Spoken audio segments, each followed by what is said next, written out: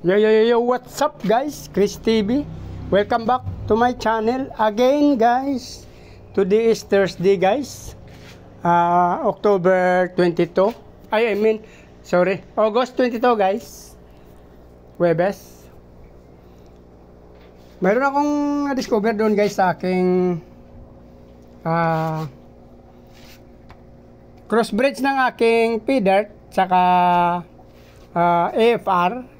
Since namatay na ngayon doon nga sa unang video ko, sinabi ko na yung aking AFR. Twice ako bumili ng Trio sa legit na breeder. Pero lagi siyang namamatay yung male. So may natira akong isang female. Nilagyan ko ng P-Dirt ang isang AFR ko na female. Lagyan ko ng male na P-Dirt. So itong resulta niya guys. Nakaanak na siya ng ilang beses. Actually ito na yung mga ano niya, yung mga F1 niya yan. Ginawa na natin future breeder, yung iba na out na natin. Mayroon pa yan dito sa taas. Ito guys, so yan. Yan din ang F1 ng ating P-Dirt crossbreeds to AFR.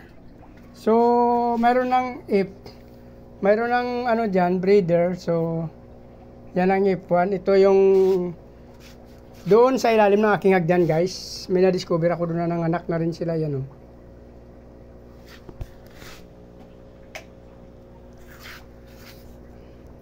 Ito guys yung mother ano nito. Bale ito yung pangalawang anak ng ating crossbreeds ng P-Dirt sa AFR. So parang F2 na to guys, no? Kasi yung tatay nila sa nanay yun ang F1. Ito yung F2 ng P-Dirt AFR na crossbreed. So hindi ko akalain ganito kadami guys, so kasi iniwalay ko lang sana sila yun, ginawa ko lang grow out. Pero since hindi na natin napansin na nag-breed na pala sila. So, mayroon ako doon 4 na ano kasi, female. Tapos 3 male na hiwalay. Nailagay sa ilalim ng hagdan. Di masyado madilim doon. Hindi natin mabidyoan kasi nga hindi tayo nakapag-charge ng ating flashlight. So, ito yung naging anak nila guys. Oh. Ito yung sinasabi ko yung kapatid ng mga ito. Yan, nagkuha lang ako dyan. Namili ako dyan kasi guys, dinala ko doon sa ilalim ng hagdan. Yan, ito pa yung isa, yung kapatid pa nila. Binibreed na rin natin yan. Kasi ang ganda na kulay nila guys, napakatingkad ng male nila, yan o. So, yan F1 yan, magkapatid to. Ito yung parents nito, kapatid din noon, ng F1 natin, yan. So, F2 na to guys, ng ating P-Dirt male, crossbreeds to AFR female. So, ito yung F2 niya guys. Napakadami, hindi ko akalain, kasi 4 ang female doon, 3 ang male. Actually, ginawa ko lang sanang grow out yon, pinapalaki ko lang sila para gawin ko sanang future breeder, pero hindi na natin napansin pala na nag-breed na talaga sila guys, kasi pinagsama ko ang male at female doon, you know, nag-breed sila ng maga. Pero okay naman guys, ang dami oh. So mayroon na akong idea dito na ilalagay ko doon sa labas, kasi dyan ko sana ilalagay, kasi mukhang delikado dyan, sobrang taas na kasi guys oh. From ilan na yan kasi dyan, 1, 2, 3, 4, so apang 5 na yung actually may mga 3 ganito pa yung nailagay dyan. Kinuha ko lang kasi papalitan ko sana ng paglalagyan ko nito na batya.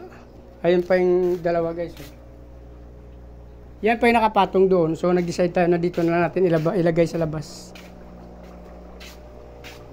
So napakadami nito guys. Nasa 40 pieces siguro. 40 up. Hindi ba baba sa 40 piraso to guys. So may na-prepare na tayo dito na batya. Ito guys oh. Dito natin siya ilalagay yan.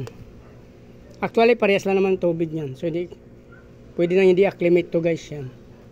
Kumuha tayo ng plants doon sa taas sa terrace ko. Tsaka doon sa aking ref tub, doon sa likod. Ito yung mga kinuha ko doon. Yung water lily na to dito sa terrace. Meron kasi ako doon na plants dyan guys. So, yan o. Yung plants na doon sa aking ref tub. May kasama doon din na mga breeder saka grow out.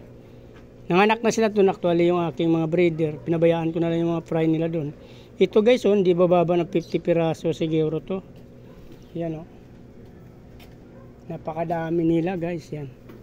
So bitawan na natin to, same naman ang tubig nila guys, kasi dito rin ako kumuha ng tubig kanina. Yan. Dami na guys. So AFR, ano to? P-Dirt AFR. F2 na to guys. Yan.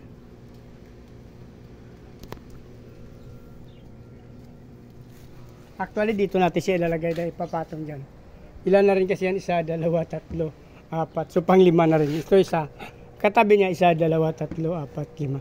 Ito guys, pay dirt, pay dirt. Ito ba, sword tail. Ito naman, fry ito ng ating assorted molly. Yan. Saka mayroon pa tayo dyan na pay dirt din ito yung pinakaibabaw. Yan. So, dito na lang guys. Kung natapos niyo yung video na ito at nagustuhan, please like, follow, subscribe sa ating YouTube channel guys. Sama nyo rin yung notification bell para updated kayo sa mga video na in-upload natin araw-araw. Maraming salamat. Pag-follow nyo rin yung aking Facebook page, Chris Molino guys. Maraming salamat at mabuhay kayo hanggang gusto nyo. Bye-bye!